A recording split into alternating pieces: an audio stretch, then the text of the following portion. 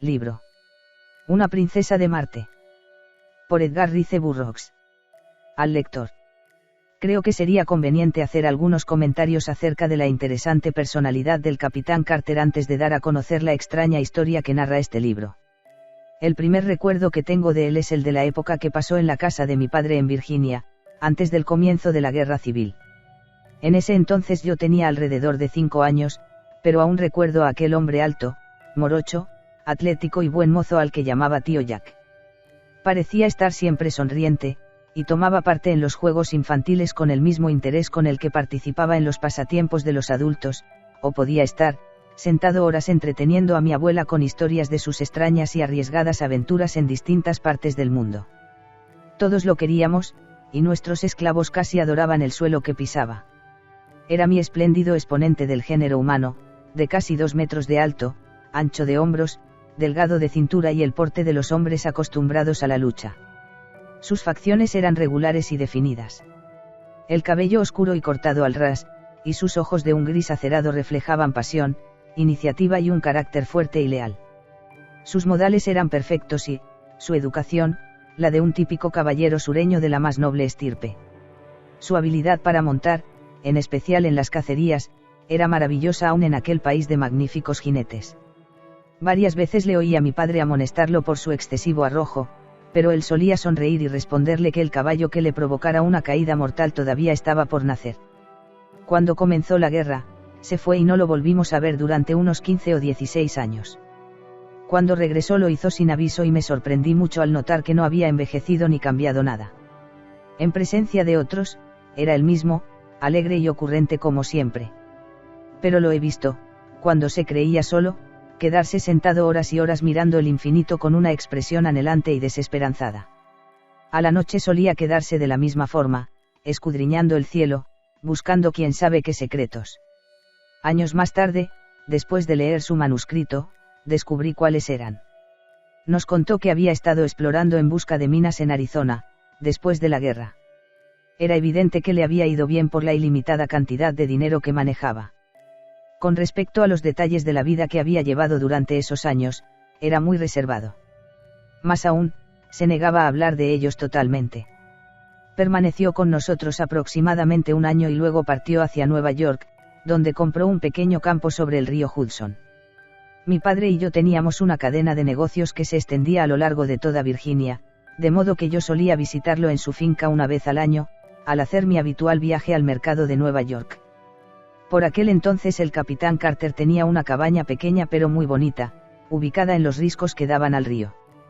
Durante una de mis últimas visitas, en el invierno de 1885, observé que estaba muy ocupado escribiendo algo. Ahora pienso que era el manuscrito que aquí presento. Fue entonces cuando me dijo que si algo llegaba a pasarle esperaba que me hiciera cargo de sus bienes, y me dio la llave de un compartimiento secreto de la caja de seguridad que tenía en su estudio, diciéndome que podría encontrar allí su testamento y algunas instrucciones, que debía comprometerme a llevar a cabo con toda fidelidad. Después de haberme retirado a mi habitación, por la noche, lo vi a través de mi ventana, parado a la luz de la luna, al borde del risco que daba al río, con sus brazos extendidos hacia el firmamento, en un gesto de súplica. En ese momento supuse que estaba rezando, a pesar de que nunca hubiera pensado que fuera tan creyente en el estricto sentido de la palabra. Algunos meses más tarde, cuando ya había regresado a casa de mi última visita, el 1 de marzo de 1886 recibí un telegrama suyo en el que me pedía que fuera a verlo enseguida. Fui siempre su preferido entre los más jóvenes de los Carter y por lo tanto no dudé un instante en cumplir sus deseos. Llegué a la pequeña estación, que quedaba más o menos a 2 kilómetros de sus tierras, la mañana del 4 de marzo de 1886, y cuando le pedí al conductor que me llevara a casa del Capitán Carter me dijo que, si era amigo suyo, tenía malas noticias para mí, el cuidador de la finca lindera había en contra. Do muerto al capitán, poco después del amanecer. Por algún motivo, esta noticia no me sorprendió, pero me apresuré a llegar a su casa para hacerme cargo de su entierro y sus asuntos. Encontré al cuidador que había descubierto su cadáver, junto con la policía local y varias personas del lugar, reunidos en el pequeño estudio del capitán. El cuidador estaba relatando los detalles del hallazgo, diciendo que el cuerpo todavía estaba caliente cuando lo encontró. Yacía cuán largo era en la nieve, con los brazos extendidos sobre su cabeza hacia el borde del risco, y cuando me señaló el sitio donde lo había encontrado recordé que era exactamente el mismo donde yo lo había visto aquellas noches, con sus brazos tendidos en súplica hacia el cielo. No había rastros de violencia en su cuerpo, y con la ayuda de un médico local, el médico forense llegó a la conclusión de que había muerto de un síncope cardíaco. Cuando quedé solo en el estudio, abrí la caja fuerte y retiré el contenido del compartimiento donde me había indicado que podría encontrar las instrucciones. Eran por cierto algo extrañas, pero traté de seguirlas lo más precisamente posible. Me indicaba que su cuerpo debía ser llevado a Virginia sin embalsamar, y debía ser depositado en un ataúd abierto, dentro de una tumba que él había hecho construir previamente y que, como luego comprobé, estaba bien ventilada. En las instrucciones me recalcaba que controlara personalmente el cumplimiento fiel de sus instrucciones, aun en secreto si fuera necesario. Había dejado su patrimonio de tal forma que yo recibiría la renta íntegra durante 25 años. Después de ese lapso, los bienes pasarían a mi poder. Sus últimas instrucciones con respecto al manuscrito eran que debía permanecer lacrado y sin leer por 11 años y que no debía darse a conocer su contenido hasta 21 años después de su muerte. Una característica extraña de su tumba, donde aún yace su cuerpo, es que la puerta está provista de una sola cerradura de resorte, enorme y bañada en oro, que solo puede abrirse desde adentro. Capítulo 1. En las colinas de Arizona. Soy un hombre de edad muy avanzada, aunque no podría precisar cuántos años tengo. Posiblemente tenga 100, o tal vez más, pero no puedo afirmarlo con exactitud porque no envejecí como los demás hombres ni recuerdo niñez alguna. Hasta donde llega mi memoria, siempre tengo la imagen de un hombre de alrededor de 30 años. Mi apariencia actual es la misma que tenía a los 40, o tal vez antes, y aún así siento que no podré seguir viviendo eternamente, que algún día moriré, como los demás, de esa muerte de la que no se regresa ni se resucita. No sé por qué le temo a la muerte, yo que he muerto 2 veces y todavía estoy vivo, pero aún así le tengo el mismo pánico que le tienen los que nunca murieron. Es justamente a causa de ese terror que estoy plenamente convencido de mi mortalidad. Por esa misma convicción me he decidido a escribir la historia de los momentos interesantes de mi vida y de mi muerte. No me es posible explicar los fenómenos, solamente puedo asentarlos aquí en la forma sencilla que puede hacerlo un simple aventurero. Esta es la crónica de los extraños sucesos que tuvieron lugar durante los 10 años en que mi cuerpo permaneció sin ser descubierto en una cueva de Arizona. Nunca relaté esta historia, ni ningún mortal verá este manuscrito hasta que yo haya pasado a la eternidad. Sé que ninguna mente humana puede creer lo que no le es posible comprobar, de modo que no es mi intención ser vilipendiado por la prensa, ni por el clero, ni por el público, ni ser considerado un embustero colosal cuando lo que estoy haciendo no es más que contar aquellas verdades que un día corrobo. Rara la ciencia. Posiblemente las experiencias que recogí en Marte y los conocimientos que pueda exponer en esta crónica lleguen a ser útiles para la futura comprensión de los misterios que rodean nuestro planeta hermano. Misterios que aún subsisten para el lector, aunque ya no más para mí. Mi nombre es John Carter, pero soy más conocido como Capitán Jack Carter, de Virginia. Al finalizar la guerra civil era dueño de varios cientos de miles de dólares en dinero confederado sin valor y del rango de capitán de un ejército de caballería que ya no existía. Era empleado de un estado que se había desvanecido junto con las esperanzas del sur. Sin amos ni dinero y sin más razones por las que ejercer el único medio de subsistencia que conocía, que era combatir, decidí abrirme camino hacia el sudoeste y rehacer, buscando oro, la fortuna que había perdido. Pasé alrededor de un año en la búsqueda junto con otro oficial confederado, el capitán James K. Powell, de Richmond. Tuvimos mucha suerte, ya que hacia el final del invierno de 1866, después de muchas penurias y privaciones, localizamos la más importante veta de cuarzo aurífero que jamás hubiésemos podido imaginar. Powell, que era ingeniero especialista en minas, estableció que habíamos descubierto mineral por un valor superior al $1.000.000 en el insignificante lapso de unos 3 meses. Como nuestro material era excesivamente rudimentario, decidimos que uno de nosotros regresara a la civilización, comprara la maquinaria necesaria y volviera con una cantidad suficiente de hombres para trabajar en la mina en forma adecuada. Como Powell estaba familiarizado con la zona, así como con los requisitos mecánicos para trabajar la mina, decidimos que lo mejor sería que él hiciera el viaje. El 3 de marzo de 1866 empezamos a cargar las provisiones de Powell en 2 de nuestros burros. Después de despedirse montó a caballo y empezó su descenso hacia el valle a través del cual debería realizar la primera etapa del viaje. La mañana en que Powell partió era diáfana y hermosa como la mayoría de las mañanas en Arizona. Pude verlos a él y a sus animalitos de carga siguiendo su camino hacia el valle. Durante toda la mañana pude verlos ocasionalmente cuando cruzaban una loma o cuando aparecían sobre una meseta plana. La última vez que lo vi a Powell fue alrededor de las 3 de la tarde, cuando quedó envuelto en las sombras de las sierras del lado opuesto del valle. Alrededor de media hora más tarde se me ocurrió mirar a través del valle y me sorprendí mucho al ver 3 pequeños puntos en el lugar aproximado donde había visto por última vez a mi amigo y sus 2 animales de carga. No acostumbro preocuparme en vano, pero cuanto más trataba de convencerme de que todo le iba bien a Powell, y que las manchas que había visto en su ruta eran antílopes o caballos salvajes, menos seguro me sentía. Yo sabía que Powell estaba bien armado y, más aún, sabía que era un experimentado cazador de indios, pero yo también había vivido y luchado durante muchos años entre los Sioux, en el norte, y sabía que las posibilidades de Powell eran pocas contra un grupo de apaches astutos. Finalmente, no pude soportar más la ansiedad, y tomando mis 2 revólveres Colt, una carabina y 2 cinturones con cartuchos, preparé mi montura y comencé a seguir el camino que Powell había tomado esa mañana. Apenas llegué a la parte comparativamente llana del valle, comencé a andar al galope, y continué así donde el camino me lo permitía, hasta que comenzó a ponerse el sol.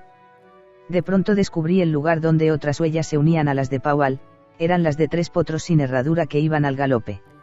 Seguí el rastro rápidamente hasta que la oscuridad cada vez más densa me forzó a esperar a que la luz de la luna me diera la oportunidad de calcular si mi rumbo era acertado. Seguramente había imaginado peligros increíbles, como una comadre vieja e histérica, y cuando alcanzara a Powell nos reiríamos de buena gana de mis temores.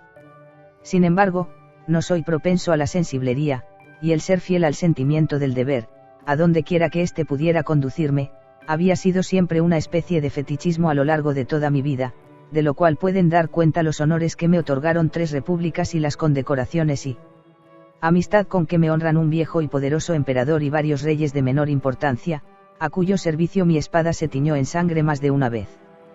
Alrededor de las 9 de la noche, la luna brillaba ya con suficiente intensidad como para continuar mi camino.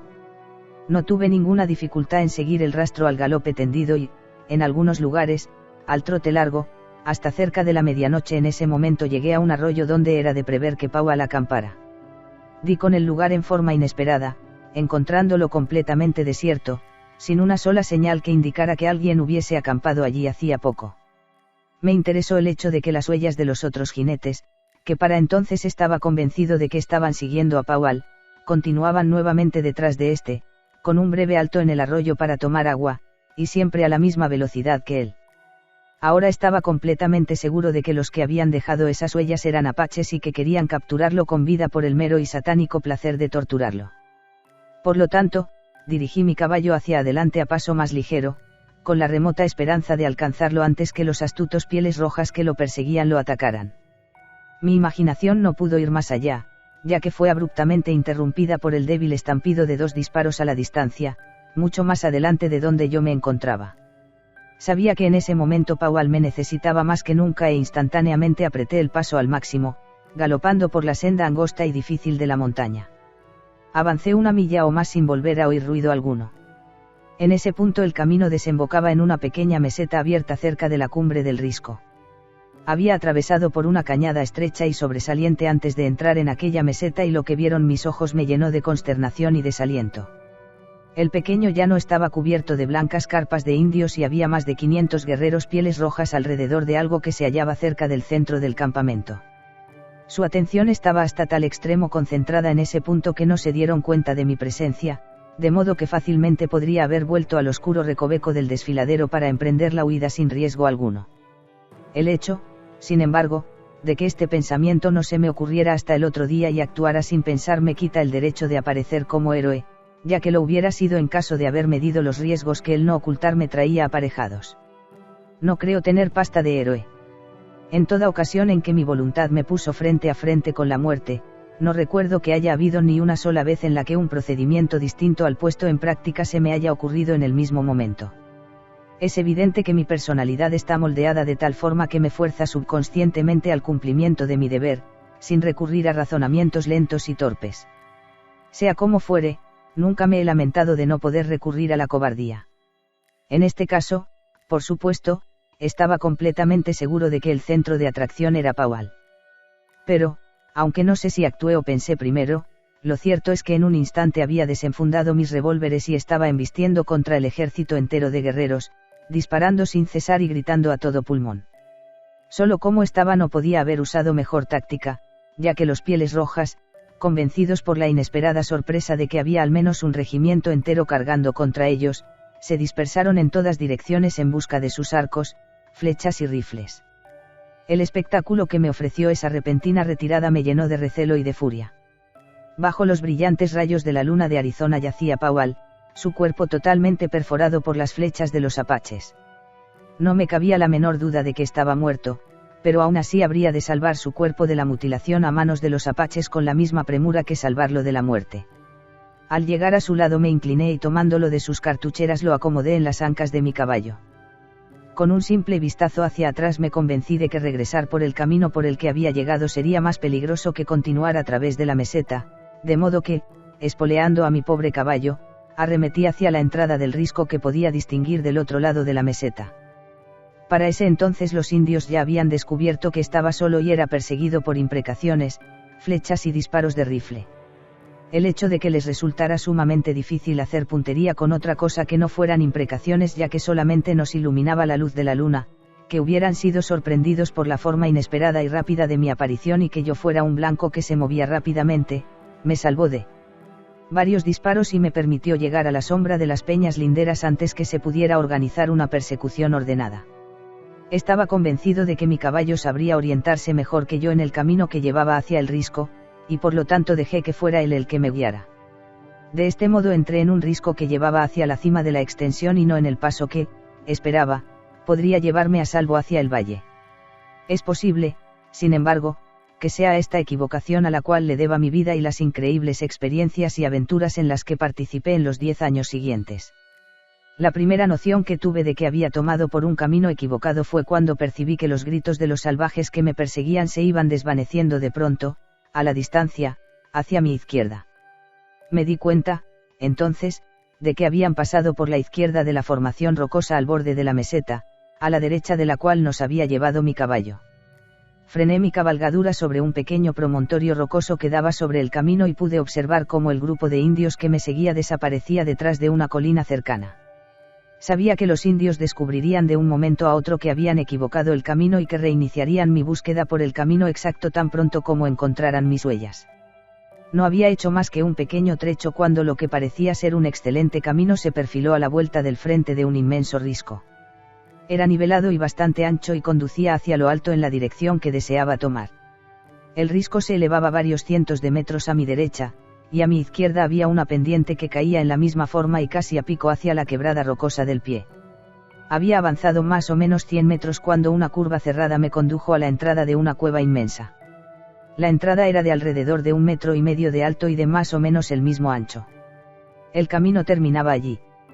Ya era de mañana, y como una de las características más asombrosas de Arizona es que se hace de día sin un previo amanecer, casi sin darme cuenta me encontré a plena luz del día. Luego de desmontar coloqué el cuerpo de Powell en el suelo, pero ni el más cuidadoso examen sirvió para revelar la menor chispa de vida. Traté de verter agua de mi cantimplora entre sus labios muertos, le lavé la cara, le froté las manos e hice todo lo posible por salvarlo durante casi 1 hora, negándome a creer que estaba muerto. Sentía mucha simpatía por Powell, que era un hombre cabal en todo sentido, un distinguido caballero sureño, un amigo fiel y verdadero. Por eso, no sin sentir una profunda tristeza, concluí por abandonar mis pobres esfuerzos por resucitarlo. Dejé el cuerpo de Powell donde yacía, en la saliente, y me deslicé dentro de la cueva para hacer un reconocimiento. Encontré un amplio espacio de casi 30 metros de diámetro y 10 o 15 de alto, con el suelo liso y aplanado y muchas otras evidencias de que en algún tiempo remoto había estado habitado. El fondo de la cueva se perdía en una sombra densa, de tal forma que no podía distinguir si había o no entradas a otros recintos. Mientras proseguía mi reconocimiento comencé a sentir que me invadía una placentera somnolencia que atribuía a la fatiga causada por mi larga y extenuante cabalgata y al resultado de la excitación de la lucha y la persecución. Me sentía relativamente seguro en mi actual escondite, ya que sabía que un hombre solo podría defender el camino a la cueva contra un ejército entero. De pronto me dominó un sueño tan profundo que apenas podía resistir el fuerte deseo de arrojarme al suelo de la cueva para descansar un rato. Pero sabía que no podía hacerlo ni siquiera un instante, ya que eso podía desembocar en mi muerte a manos de mis amigos Pieles Rojas, que podían caer sobre mí en cualquier momento. En un esfuerzo traté de dirigirme hacia la entrada de la cueva, pero solo logré mantenerme tambaleando como un borracho contra una de las paredes de la cueva, para luego caer pesadamente al suelo. Capítulo 2. La huida de la muerte. Una deliciosa sensación de modorra me invadió, relajando mis músculos, y ya estaba a punto de abandonarme a mis deseos de dormir cuando llegó hasta mí el sonido de caballos que se aproximaban. Intenté incorporarme de un salto, pero con horror descubrí que mis músculos no respondían a mi voluntad. Ya estaba completamente despabilado, pero tan imposibilitado de mover un músculo como si me hubiera vuelto de piedra. No fue sino en ese momento cuando advertí que un imperceptible vapor estaba llenando la cueva. Era extremadamente tenue y solamente visible a través de la luz que penetraba por la boca de esta.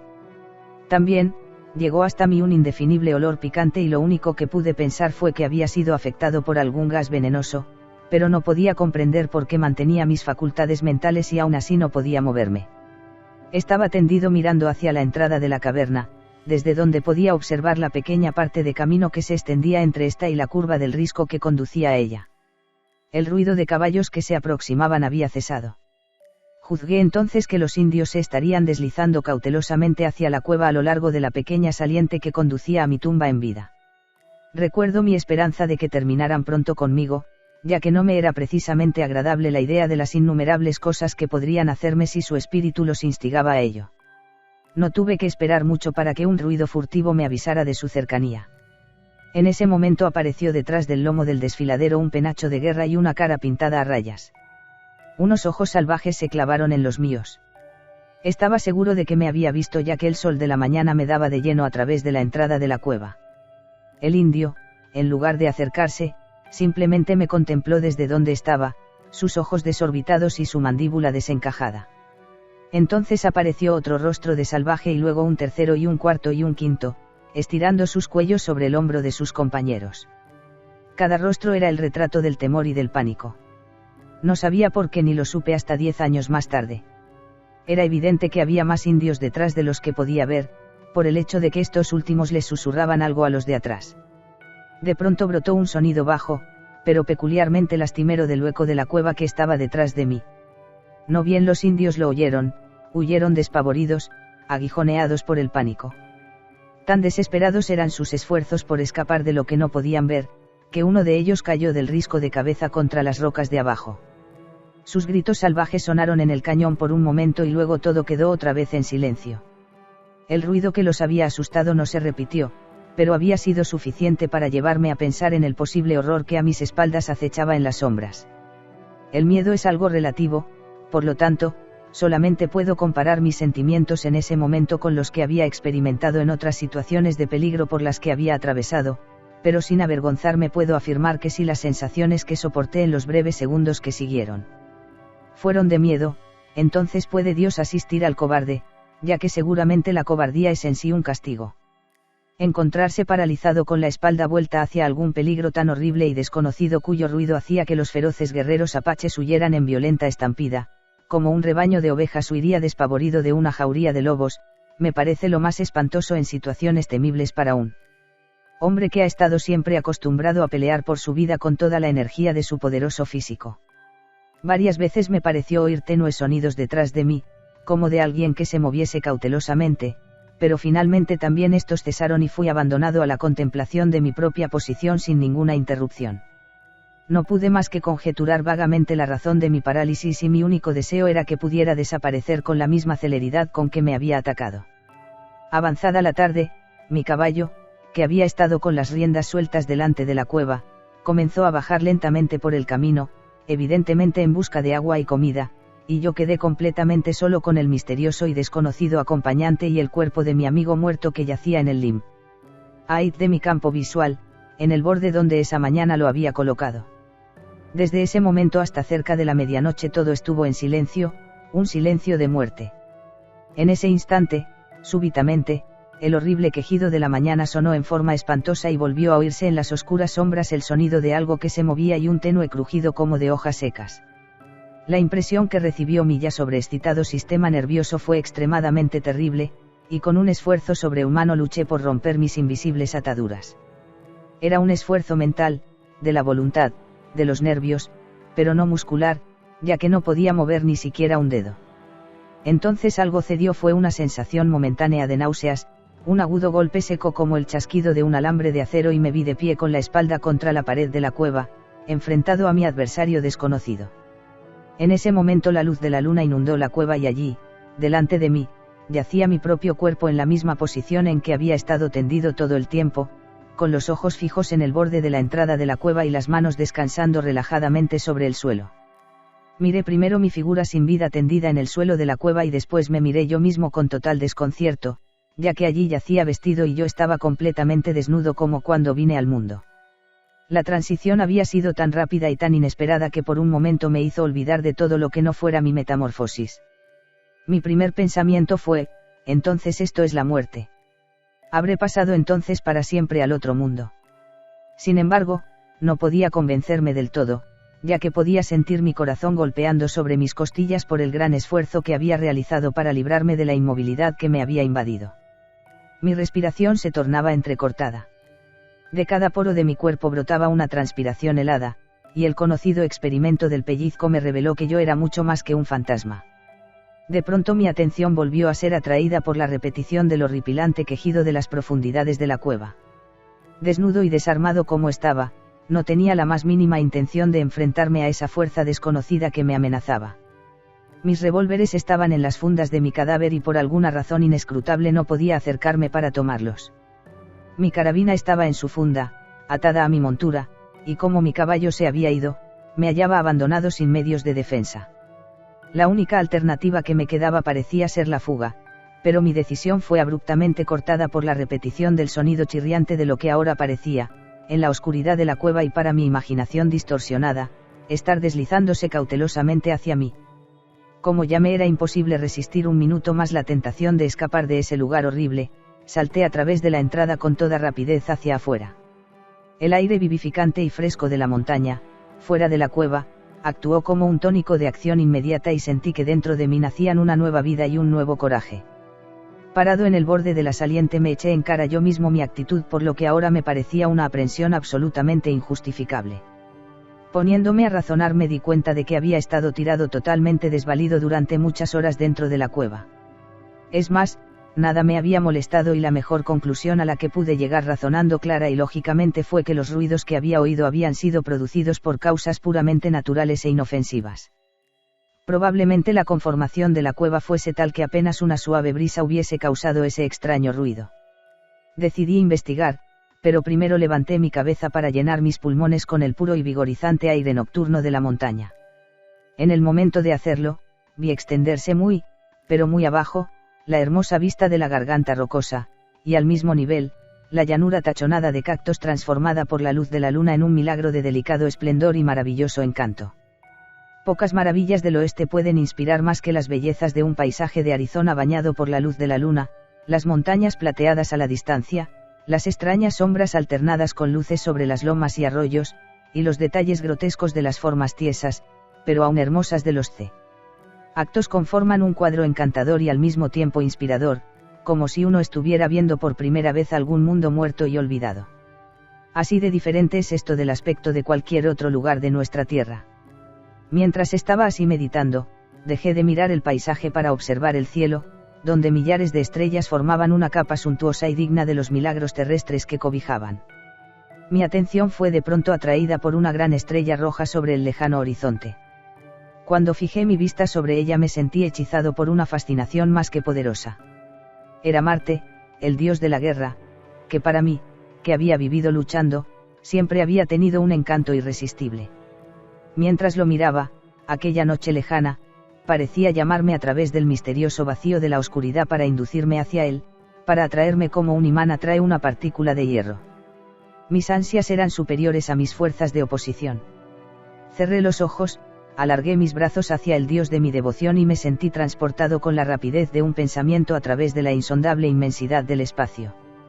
Hubo un instante de frío extremo y total oscuridad. Capítulo 3. Mi llegada a Marte. Cuando abrí los ojos me encontré rodeado de un paisaje extraño y sobrenatural. Sabía que estaba en Marte. Ni una sola vez me pregunté si me hallaba despierto y lúcido. No estaba dormido, no necesitaba pellizcarme, mi subconsciente me decía tan sencillamente que estaba en Marte como a cualquiera le dice que está sobre la Tierra. Nadie pone en duda ese hecho. Tampoco yo lo hacía. Me encontré tendido sobre una vegetación amarillenta, semejante al musgo, que se extendía alrededor de mí en todas direcciones, más allá de donde la vista podía llegar. Parecía estar tendido en una depresión circular y profunda, a lo largo de cuyo borde podía distinguir las irregularidades de unas colinas bajas. Era mediodía, el sol caía a plomo sobre mí y su calor era bastante intenso sobre mi cuerpo desnudo, pero aún así no era más intenso de lo que habría sido realmente en una situación similar en el desierto de Arizona. Aquí y allá había afloramientos de roca silícica que brillaban a la luz del sol, y algo a mi izquierda, tal vez a 100 metros, se veía una estructura baja de paredes de unos 2 metros de alto. No había agua a la vista ni parecía haber otra vegetación que no fuera el musgo. Como estaba algo sediento decidí hacer una pequeña exploración. Al incorporarme de un salto recibí mi primera sorpresa marciana, ya que el mismo esfuerzo necesario en la Tierra para pararme, me elevó por los aires, en Marte, hasta una altura de cerca de 3 metros. Descendí suavemente sobre el suelo, de todas formas, sin choque ni sacudida apreciables. Entonces comenzaron una serie de evoluciones que aún en ese momento me parecieron en extremo ridículas. Descubrí que tenía que aprender a caminar, ya que el esfuerzo muscular que me permitía moverme en la Tierra, me jugaba extrañas travesuras en Marte. En lugar de avanzar en forma digna y cuerda, mis intentos por caminar terminaban en una serie de saltos que me hacían llegar fácilmente a 1 metro del suelo a cada paso para caer a tierra de narices o de espalda luego del segundo o tercer salto. Mis músculos, perfectamente armónicos y acostumbrados a la fuerza de gravedad de la Tierra, me jugaron una mala pasada en mi primer intento de hacer frente a la menor fuerza de gravedad y presión atmosférica de Marte. Estaba decidido, sin embargo, a explorar aquella construcción baja que parecía ser la única evidencia de civilización a la vista, y así se me ocurrió el original plan de volver a los primeros principios de la locomoción, el gateo. Lo hice bastante bien y en poco tiempo llegué a la pared baja y circular de la construcción. Parecía no haber puertas ni ventanas del lado más cercano a mí, pero como la pared tenía poco más de 1 metro de alto, me fui poniendo cuidadosamente de pie y espié sobre la parte de arriba. Entonces descubrí el más extraño espectáculo que haya visto jamás. El techo de la construcción era de vidrio sólido, de unos 10 centímetros de espesor. Debajo había varios cientos de huevos enormes, perfectamente redondos y blancos como la nieve. Los huevos eran más o menos de tamaño uniforme y tenían alrededor de 1 metro de diámetro. 5 o 6 ya habían sido empollados y las grotescas figuras que brillaban sentadas a la luz del sol bastaron para hacerme dudar de mi cordura. Parecían pura cabeza, con cuerpos pequeños, cuellos largos y 6 piernas o, según me enteré más tarde, 2 piernas, 2 brazos y un par intermedio de miembros que podían servir tanto de una cosa como de otra. Los ojos estaban en los lados opuestos de la cabeza, un poco más arriba del centro, y sobresalían de tal forma que podían apuntar hacia adelante o hacia atrás y también en forma independiente uno del otro, lo cual le permitía a este extraño animal mirar en cualquier dirección o en 2 direcciones al mismo tiempo, sin necesidad de mover la cabeza. Las orejas, que estaban apenas un poco más arriba de los ojos y muy juntas, eran pequeñas, como antenas en forma de copa, y sobresalían no más de 2 centímetros en esos pequeños especímenes. Sus narices no eran más que fosas longitudinales en el centro de la cara, justo en la mitad, entre la boca y las orejas. No tenían pelo en el cuerpo, que era de un color amarillento verdoso brillante. En los adultos, como iba a descubrir bien pronto, este color se acentúa en un verde oliva y es más oscuro en el macho que en la hembra. Más aún, la cabeza de los adultos no es tan desproporcionada con respecto al resto del cuerpo como en el caso de los jóvenes. El iris de sus ojos es rojo sangre como el de los albinos, en tanto que la pupila es oscura. El globo del ojo en sí mismo es muy blanco, como los dientes.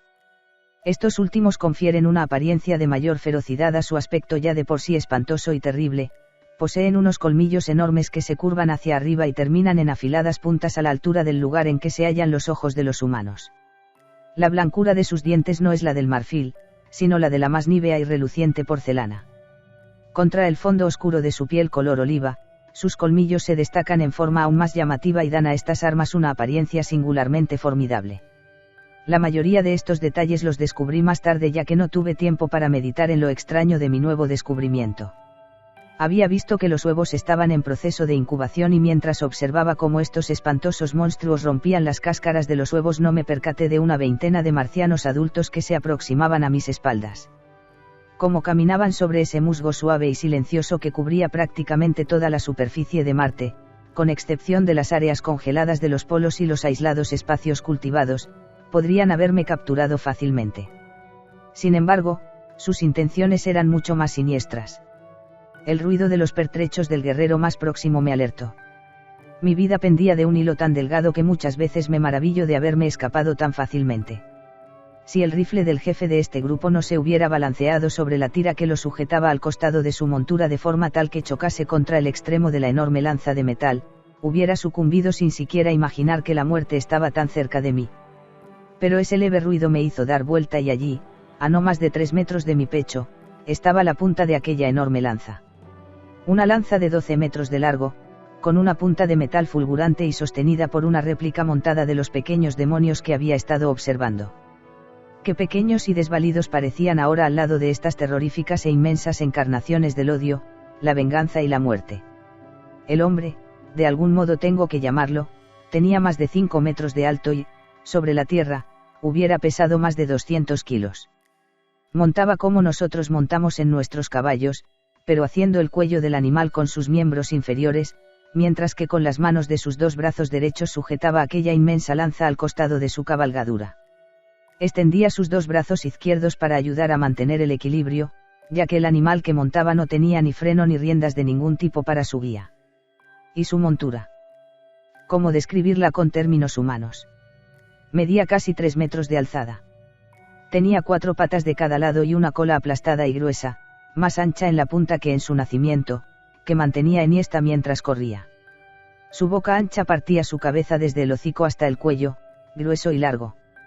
Al igual que su dueño, estaba completamente desprovisto de pelo, pero era de un color apizarrado oscuro y extremadamente suave y brillante. Su panza era blanca y sus patas pasaban del apizarrado de su lomo y ancas a un amarillento fuerte en los pies. Estos eran muy acolchados y sin uñas, hecho que había contribuido a amortiguar su paso al acercarse. La multiplicidad de patas era una de las características comunes que distinguían a la fauna de Marte. El tipo humano más elevado y otro animal, el único mamífero que existía en Marte, eran los únicos que tenían uñas bien formadas, ya que allí no existía ningún animal con pezuñas. Detrás de este primer demonio seguían otros 19, iguales en todos los aspectos, pero como más tarde me enteraría, con características individuales peculiares a cada uno de ellos, lo mismo que ocurre con los seres humanos, que nunca pueden ser idénticos a pesar de estar hechos en moldes similares. Debo decir que esta escena, o mejor dicho esta pesadilla hecha carne, que he descrito con todo detalle, me produjo una conmoción en el terrible momento en que me di vuelta y los descubrí. Desarmado y desnudo como estaba, la primera ley de la naturaleza se manifestó como la única solución posible a mi problema más urgente, alejarme del alcance de la punta de las lanzas enemigas. Por lo tanto, di un salto terrestre a la vez que supe humano para alcanzar la parte superior de la incubadora marciana. Mi esfuerzo tuvo un éxito que me asombró tanto como a los guerreros marcianos, ya que me elevó más o menos 10 metros en el aire y me hizo aterrizar a casi 30 metros de mis perseguidores, del lado opuesto de la construcción. Caí sobre el suave musgo, fácilmente y sin dificultad alguna. Al darme vuelta, vi a mis enemigos alineados a lo largo de la pared de la construcción. Algunos me investigaban con una expresión que más tarde reconocería como de profundo desconcierto, mientras que otros estaban evidentemente satisfechos de que no hubiera molestado a sus pequeños. Conversaban entre ellos en tono bajo y gesticulaban señalándome. El descubrimiento de que no había dañado a los pequeños marcianos y que estaba desarmado debió de haber hecho que me miraran con menos ferocidad, pero, como sabría después, lo que más peso tuvo a mi favor fue esa exhibición de salto. Los marcianos, al mismo tiempo de ser inmensos, tenían huesos muy grandes y su musculatura estaba solo en proporción a la gravedad que debían soportar. Como resultado de ello, eran infinitamente menos ágiles y menos fuertes, en relación con su peso, que un humano. Dudaba que si alguno se viese transportado súbitamente a la Tierra, pudiera vencer la fuerza de gravedad y elevarse del suelo, por el contrario, estaba convencido de que no lo podría hacer. Por lo tanto, mi proeza en Marte fue tan maravillosa como lo hubiera sido en la Tierra. Y, del deseo de aniquilarme, los marcianos pasaron a observarme como un descubrimiento maravilloso para ser capturado y exhibido ante sus compañeros. La tregua que me había brindado mi inesperada agilidad me permitió formular planes para el futuro inmediato y estudiar más de cerca a los guerreros, ya que mentalmente no podía disociar a esos seres de aquellos otros guerreros que me habían estado persiguiendo solo un día antes. Advertí que todos estaban armados con varias armas, además de aquella inmensa lanza que he descrito. El arma que me convenció de no intentar escapar fue lo que parecía ser un rifle, y el hecho de que creía, por alguna razón extraña, que eran peculiarmente hábiles para las cacerías. Esos rifles eran de un metal blanco con madera incrustada. Más tarde me enteraría de que esta madera era muy liviana, de cultivo muy difícil, muy valorada en Marte y completamente desconocida por nosotros, los terráqueos. El metal del caño era de una aleación compuesta principalmente por aluminio y acero que habían aprendido a templar con una dureza muy superior a la del acero que nosotros estamos acostumbrados a usar. El peso de estos rifles era relativamente bajo, pero por las balas explosivas de radio, de pequeño calibre, que utilizaban, y la gran longitud del caño, eran extremadamente mortíferos a un alcance que sería increíble en la Tierra. El alcance teórico de efectividad de este rifle es de aproximadamente 500 kilómetros, pero el mayor rendimiento que alcanzan en la práctica, con sus miras telescópicas y radios, no es de más de 300 kilómetros. Esto es más que suficiente para que sienta un gran respeto por las armas de fuego de los marcianos. Alguna fuerza telepática debió de haberme prevenido contra un intento de fuga a la clara luz del día, bajo la mira de 20 de esas máquinas mortíferas. Los marcianos, después de haber intercambiado unas pocas palabras, se volvieron y se marcharon en la misma dirección por la que habían llegado, dejando a uno de ellos solo cerca de la construcción. Cuando habían recorrido más o menos 200 metros, se detuvieron y, dirigiendo sus monturas hacia nosotros, se quedaron mirando al guerrero que estaba cerca de la construcción. Era uno de los que casi me habían atravesado con su lanza y, evidentemente, el jefe del grupo, ya que me había dado cuenta de que parecían haberse dirigido a su actual ubicación siguiendo sus órdenes. Cuando su grupo se detuvo, él desmontó y arrojando su lanza y demás armas, dio un rodeo a la incubadora y se dirigió hacia mí, completamente desarmado y desnudo como yo, a excepción de los ornamentos atados a la cabeza, miembros y pecho. Cuando ya estaba a menos de 20 metros, se desabrochó un gran brazalete de metal y presentándomelo en la palma abierta de su mano, se dirigió hacia mí con voz clara y sonora, pero en un lenguaje que, ocioso es decirlo, no pude entender. Entonces se quedó como esperando mi respuesta, enderezando sus oídos antenas y estirando sus extraños ojos aún más hacia mí. Como el silencio se hacía terrible, decidí intentar una pequeña alocución, ya que me aventuraba a pensar que había estado haciendo propuestas de paz. El hecho de que arrojara sus armas y que hubiera hecho retirar a sus tropas antes de avanzar hacia mí, habría significado una misión pacifista en cualquier lugar de la Tierra. Entonces, ¿por qué no podía serlo en Marte? Con la mano sobre el corazón, saludé al marciano y le expliqué que, aunque no entendía su lenguaje, sus acciones hablaban de la paz y la amistad, que en ese momento eran lo más importante para mí. Por supuesto, mis palabras podrían haber sido el ruido de un arroyo sobre las piedras, tampoco era el significado que podían tener para él, pero me entendió la acción que siguió inmediatamente a mis palabras. Extendiendo mi mano hacia él, avancé y tomé el brazalete de la palma de su mano abierta. Lo abroché en mi brazo por arriba del codo, le sonreí y me quedé esperando. Su ancha boca se abrió en una sonrisa como respuesta y enganchando uno de sus brazos intermedios con el mío nos volvimos y caminamos hacia su montura. Al mismo tiempo indicó a su tropa que avanzara. Esta se encaminó hacia nosotros al galope tendido, pero fueron detenidos por una señal del jefe. Evidentemente temía que realmente me asustara de nuevo y pudiera saltar desapareciendo por completo de su vista. Intercambió unas cuantas palabras con sus hombres, me indicó que podía montar detrás de uno de ellos y luego montó su propio animal. El guerrero que había sido designado bajó 2 o 3 de sus brazos y elevándome me colocó detrás de él en la brillante parte trasera de su montura, donde me colgué lo mejor que pude de los cintos y tiras que sostenían las armas y ornamentos de los marcianos. Entonces el grupo se volvió y galopó hacia la cadena de colinas que se divisaba a la distancia. Capítulo 4. Prisionero. Habríamos hecho 10 kilómetros cuando el suelo comenzó a elevarse rápidamente. Estábamos acercándonos a lo que más tarde me enteraría que era el borde de uno de los inmensos mares muertos de Marte. En el lecho de este mar seco había tenido lugar mi encuentro con los marcianos. Llegamos enseguida al pie de la montaña, y luego de atravesar una angosta garganta, aparecimos en un amplio valle, en cuyo extremo opuesto se extendía una meseta baja. Sobre ella pude ver una enorme ciudad, hacia donde galopamos, entrando por lo que parecía ser una ruta abandonada que salía de la ciudad, pero solo hasta el borde de la meseta, donde terminaba abruptamente en un tramo de escalones anchos. Al observar más de cerca vi que los edificios que pasábamos estaban desiertos, y aunque no estaban muy arruinados tenían el aspecto de no estar habitados desde hacía años, posiblemente siglos.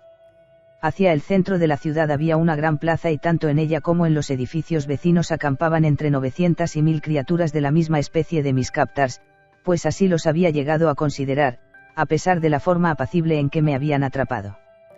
Con excepción de sus ornamentos, todos estaban desnudos. La apariencia de las mujeres no variaba mucho de la de los hombres, excepto por sus colmillos, que eran más largos en proporción a su altura y que en algunos casos se curvaban casi hasta sus orejas. Sus cuerpos eran más pequeños y de color más claro, y sus manos y pies tenían lo que parecía ser un rudimento de uñas. Las hembras adultas alcanzaban una altura de 3 a 4 metros. Los niños eran de color claro, aún más claro que el de las mujeres. Todos me parecían iguales, salvo que, como algunos eran más altos que otros, debían de ser los más crecidos. No vi signos de edad avanzada entre ellos, ni había ninguna diferencia apreciable en su apariencia entre los 42.000 años, edad en que voluntariamente realizaban su último y extraño peregrinaje por las aguas del río la que los conducía a un lugar que ningún marciano viviente conocía, Jakku. Nadie había regresado jamás de su seno. Tampoco se le permitiría hacerlo, si llegaba a reaparecer después de haberse embarcado en sus aguas frías y oscuras. Solamente alrededor de 1 de cada 1000 marcianos muere de enfermedad y posiblemente cerca de 20 inician el peregrinaje voluntario. Los otros 979 mueren violentamente en duelos, cacerías, aviación y guerras. Pero tal vez la edad en la que hay más muertes es la infancia, en la que un gran número de pequeños marcianos son víctimas de los grandes simios blancos de Marte. El promedio de vida a partir de la edad madura es de alrededor de 300 años, pero llegaría cerca de las 1000 si no fuera por la gran cantidad de medios violentos que los llevan a la muerte. Debido a la disminución de recursos del planeta, evidentemente se hacía necesario contrarrestar la creciente longevidad que permitían sus grandes adelantos en materia de terapia y cirugía. Por lo tanto, en Marte, la vida humana había pasado a ser considerada a la ligera, como se evidenciaba por sus deportes peligrosos y la guerrilla casi continua entre las distintas comunidades. Había otras causas naturales tendientes a la disminución de la población, pero nada contribuía en tan grande medida como el hecho de que ningún hombre o mujer de Marte se encontraba jamás en forma voluntaria sin un arma. Cuando nos acercamos a la plaza y descubrieron mi presencia fuimos rodeados inmediatamente por cientos de criaturas que parecían ansiosas por arrancarme de mi asiento detrás de mi guardia. Una palabra del jefe acalló su clamar y pudimos seguir al trote a través de la plaza, hacia la entrada de un edificio tan magnífico como ningún otro que jamás se haya visto. La construcción era baja pero abarcaba una gran extensión. Estaba construido en reluciente mármol blanco incrustado en oro y piedras brillantes que refulgían y centelleaban a la luz del sol. La entrada principal tenía cerca de 40 metros de ancho y se proyectaba del edificio en forma tal que formaba un amplio cobertizo sobre la entrada del vestíbulo. No había escaleras sino una suave pendiente hacia el primer piso del edificio que se abría en un enorme recinto rodeado de galerías.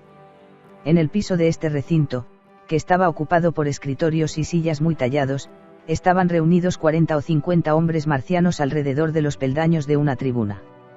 En la plataforma propiamente dicha estaba en cuclillas un guerrero inmenso sumamente cargado de ornamentos de metal, plumas de colores alegres y hermosos adornos de cuero forjado ingeniosamente, engarzados con piedras preciosas. De sus hombros colgaba una capa corta de piel blanca, forrada en una brillante seda roja.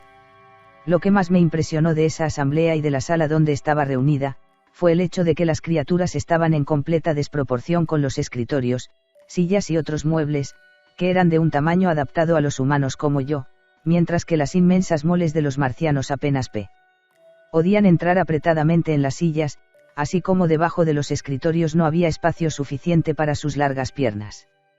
Evidentemente, había entonces otros habitantes en Marte, además de las criaturas grotescas y salvajes en cuyas manos había caído. Pero los signos de extrema antigüedad que mostraba todo lo que me rodeaba indicaba que esos edificios podían haber pertenecido a alguna raza extinguida tiempo atrás y olvidada en la oscura antigüedad de Marte. Nuestro grupo se había detenido a la entrada del edificio y a una señal de su jefe me bajaron al suelo. Otra vez aferrándose a mi brazo, entramos en el recinto de la audiencia. Se observaban pocas formalidades en el trato de los marcianos con el caudillo. Mi captar simplemente se dirigió hacia la tribuna y los demás le cedieron el paso mientras avanzaba. El caudillo se puso de pie y nombró a mi escolta quien, en respuesta, se detuvo y repitió el nombre del soberano seguido de su título. En aquel momento, esa ceremonia y las palabras que pronunciaban no significaban nada para mí, pero más tarde llegaría a saber que ese era el saludo corriente entre los marcianos verdes. Si los hombres eran extranjeros y, por lo tanto, no les era posible intercambiar los nombres, intercambiaban sus ornamentos en silencio, si sus misiones eran pacíficas, de otra forma habrían intercambiado disparos, o se habrían presentado peleando con alguna otra de sus variadas armas. Mi captar, cuyo nombre era Taars Tarkas, era prácticamente el segundo jefe de la comunidad y un hombre de gran habilidad como estadista y guerrero.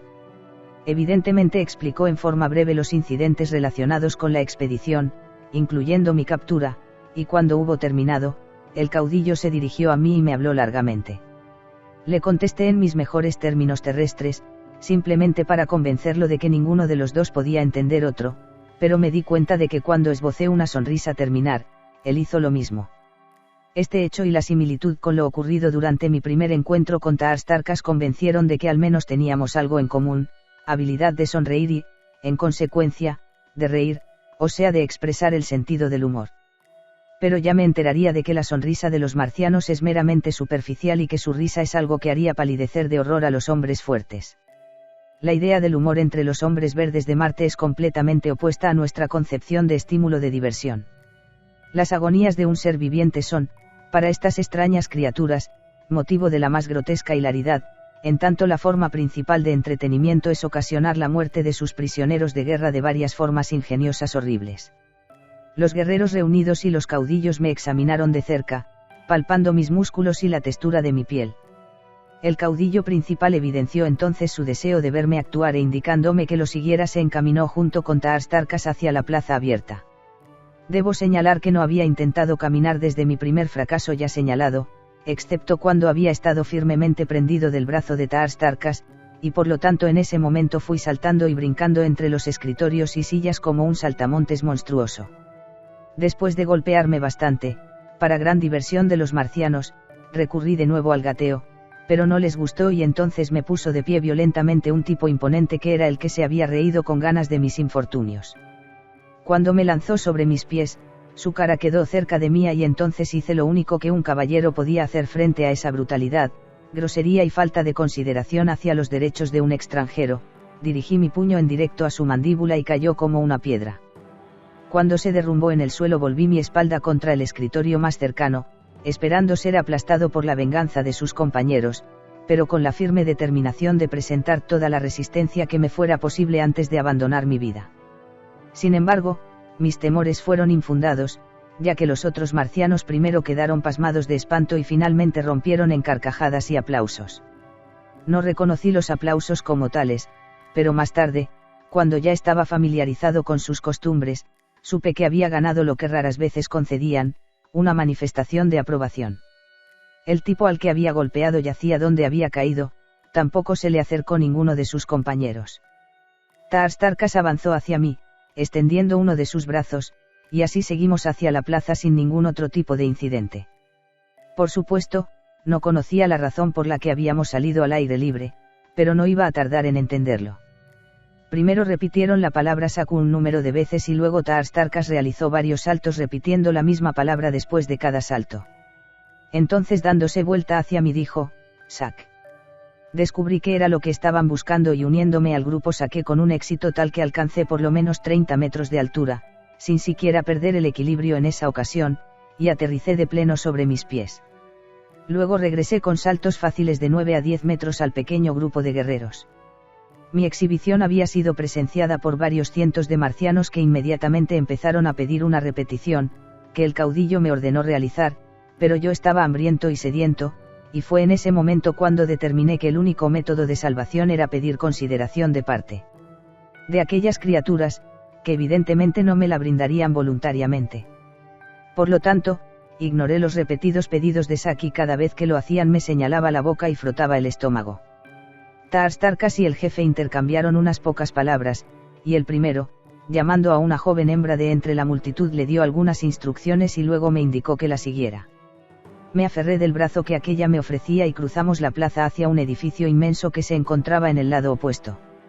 Mi cortés acompañante tenía cerca de 2 metros de alto, había alcanzado la madurez recientemente, pero sin haber alcanzado su pleno crecimiento. Era de un color oliva claro y piel lustrosa y suave. Su nombre, como después sabría, era Sola y pertenecía al séquito de Tars Tarkas. Me condujo hacia un amplio recinto en uno de los edificios que daban a la plaza, el cual, a juzgar por los bultos de seda y pieles que había el suelo, era el dormitorio de varios de los nativos.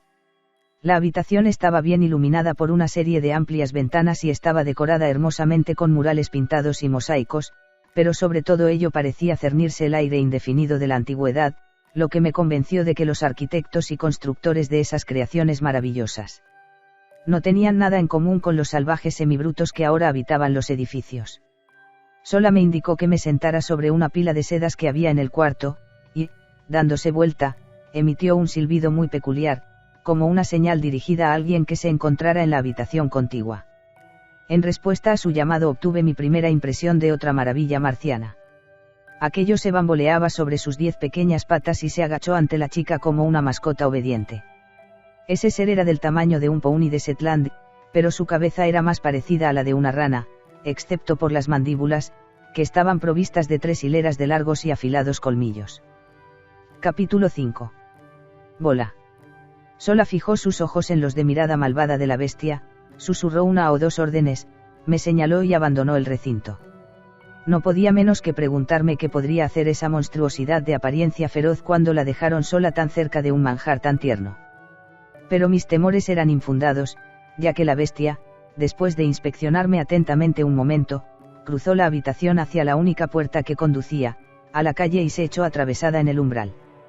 Esa fue mi primera experiencia con un perro guardián marciano, pero estaba escrito que no iba a ser la última, ya que este compañero me cuidaría fielmente durante el tiempo que permaneciera cautivo entre las criaturas verdes, y me salvaría la vida 2 veces sin apartarse jamás de mi lado por su voluntad. Mientras Sola estuvo ausente tuve la oportunidad de examinar más minuciosamente la habitación en la cual me hallaba cautivo. El mural pintado representaba escenas de rara y cautivante belleza, montañas, ríos, océanos, praderas, árboles y flores, carreteras sinuosas, jardines soleados, escenas todas que podrían haber representado paisajes de la tierra de no ser por la diferencia en los colores de la vegetación. El trabajo había sido elaborado evidentemente por manos maestras, tan sutil era la atmósfera, tan perfecta la técnica, a pesar de que en ningún lado había representación alguna de seres vivientes, fueran humanos o no, por medio de los cuales pudiera conjeturar la apariencia de aquellos otros habitantes de Marte, tal vez extinguidos. Mientras dejaba que mi fantasía volara tumultuosamente en alocadas conjeturas sobre la posible explicación de las anomalías que había encontrado en Marte, Sola regresó trayendo comida y bebida. Colocó las cosas sobre el piso, a mi lado, y sentándose a poca distancia me observó atentamente. La comida consistía en alrededor de medio kilo de cierta sustancia sólida de la consistencia del queso y casi insípida, mientras que la bebida era aparentemente leche de algún animal. No era desagradable al paladar, aunque bastante ácida y ya aprendería en poco tiempo a valorarla altamente.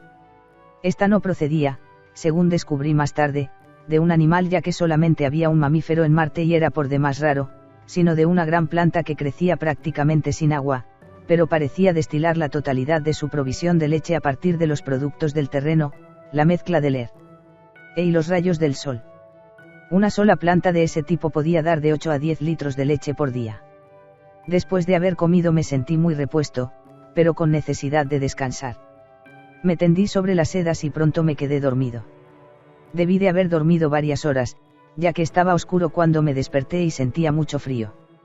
Descubrí que alguien había arrojado una piel sobre mi cuerpo, pero me había destapado en parte y en la oscuridad no podía ver para colocarla de nuevo en su lugar. De pronto apareció una mano que tiró de la piel y al rato arrojó otra más para que no tuviera frío. Pensé que mi guardián era sola y no estaba equivocado. Únicamente esta muchacha, entre los marcianos verdes con los que me puse en contacto, revelaba características de simpatía, amabilidad y afecto. Sus solícitos cuidados hacia mis necesidades corporales eran inagotables y me salvaron de muchos sufrimientos y penurias. Ya me iba a enterar de que las noches en Marte eran extremadamente frías, y como prácticamente no existía atardecer, los cambios de temperatura eran repentinos y por demás incómodos, lo mismo que la transición de la brillante luz a la oscuridad.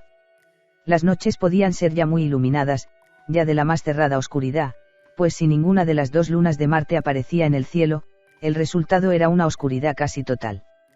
La falta de atmósfera o la escasez de esta impedía en gran parte la difusión de la luz de las estrellas. Por el contrario, si ambas lunas aparecían en el cielo nocturno, la superficie de Marte quedaba brillantemente iluminada. Las dos lunas de Marte están mucho más cerca del planeta de lo que está la nuestra de la Tierra. La más cercana está a casi 8.000 kilómetros, mientras que la más lejana se halla a poco más de 22.000, en tanto que hay una distancia de casi 350.000 kilómetros entre la Tierra y nuestra Luna. La Luna más cercana a Marte recorre una órbita completa alrededor del planeta en poco más de 7 horas y media. Por lo tanto se la puede ver surcar el cielo como un meteoro enorme 2 o 3 veces por noche, y mostrar todas sus fases durante cada uno de sus tránsitos por el firmamento. La Luna más lejana recorre una órbita completa alrededor del planeta en poco más de 30 horas y cuarto, formando su satélite hermano una escena nocturna de grandiosidad espléndida y sobrenatural. La naturaleza hace bien en iluminar a Marte en forma tan generosa y abundante, ya que las criaturas verdes, siendo una raza nómada sin un alto desarrollo intelectual, no tienen más que medios rudimentarios de iluminación artificial, consistentes principalmente en antorchas, una especie de vela y una peculiar lámpara de aceite que genera gas y arde sin mecha. Este último invento produce una luz blanca muy brillante y de gran alcance. Pero como el combustible natural que se necesita solo puede obtenerse de la explotación de minas situadas en localidades aisladas y remotas, es muy poco usado por estas criaturas, que solamente piensan en el presente y aborrecen el trabajo manual de tal forma que han permanecido en un estado de barbarie durante infinidad de años. Después que sola hubo acomodado mis mantas volví a quedarme dormido y no me desperté hasta el día siguiente. Los otros ocupantes de la habitación, 5 en total, eran todos mujeres y todavía estaban durmiendo, bien cubiertas con una variada colección de sedas y pieles. Atravesada en el umbral estaba tendida la bestia que me cuidaba, exactamente como la había visto por última vez el día anterior. Aparentemente no había movido ni un músculo. Sus ojos estaban clavados en mí y me puse a pensar qué podría sucederme si llegaba a intentar una fuga.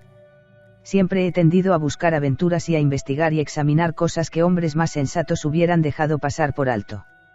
En consecuencia se me ocurrió que la única forma de averiguar la actitud concreta de esta bestia hacia mí sería el intentar abandonar la habitación. Me sentía completamente seguro en mi creencia de que, una vez que estuviera fuera del edificio, podría escapar si llegaba a perseguirme, ya que había comenzado a tomar gran confianza en mi habilidad para saltar. Más aún, por sus cortas patas podía darme cuenta de que probablemente no tuviera gran habilidad para saltar y correr. Por lo tanto, despacio y cuidadosamente, me puse de pie al tiempo que mi guardián hacía lo mismo. Avancé hacia él con toda cautela y advertí que, moviéndome con paso pesado, podía mantener mi equilibrio tan bien como para marchar bastante rápido. Cuando me acerqué a la bestia, ésta se apartó cautelosamente y, cuando llegué a la calle, se hizo a un lado para dejarme pasar. Entonces se colocó detrás de mí y me siguió a una distancia de 10 pasos aproximadamente mientras yo caminaba por la calle desierta. Evidentemente, su misión era solo la de protegerme, pensé. Pero cuando llegamos a los límites de la ciudad, de pronto saltó delante de mí emitiendo extraños sonidos y enseñando sus feroces y horribles colmillos. Pensando que podía divertirme un poco a sus expensas, Me abalancé hacia él y cuando prácticamente estaba a su lado salté en el aire y fui a bajar mucho más allá de donde él estaba, fuera de la ciudad. Inmediatamente giró y se abalanzó hacia mí con la más espantosa velocidad que jamás haya visto. Yo pensaba que sus patas cortas podían ser un obstáculo para su rapidez, pero de haber tenido que competir con un galgo, este habría parecido estar durmiendo sobre el felpudo de una puerta. Como más tarde me iba a enterar, este era el animal más veloz de Marte, y debido a su inteligencia, lealtad y ferocidad, lo usan en cacerías, en la guerra y como protector de los marcianos. Pronto me di cuenta de que tendría dificultades para escapar de los colmillos de la bestia en un ataque frontal, por lo cual enfrenté sus ataques volviendo sobre mis pasos y brincando sobre él cuando estaba casi sobre mí. Esta maniobra me dio una considerable ventaja y tuve la posibilidad de alcanzar la ciudad bastante antes que él. Cuando apareció corriendo detrás de mí salté a una ventana que estaba a una altura aproximada de 10 metros del suelo, en el frente de uno de los edificios que daban al valle. Me aferré del marco y me mantuve sentado sin observar el edificio, espiando al contrariado animal que estaba allí abajo. Sin embargo, este triunfo tuvo corta vida, ya que apenas había ganado un lugar seguro en el marco cuando una enorme mano me aferró del cuello desde atrás y me arrojó violentamente dentro de la habitación. Como había caído de espaldas pude observar que sobre mí se elevaba una criatura colosal, semejante a un mono blanco y sin pelo, con excepción de unas enormes greñas erizadas sobre su cabeza.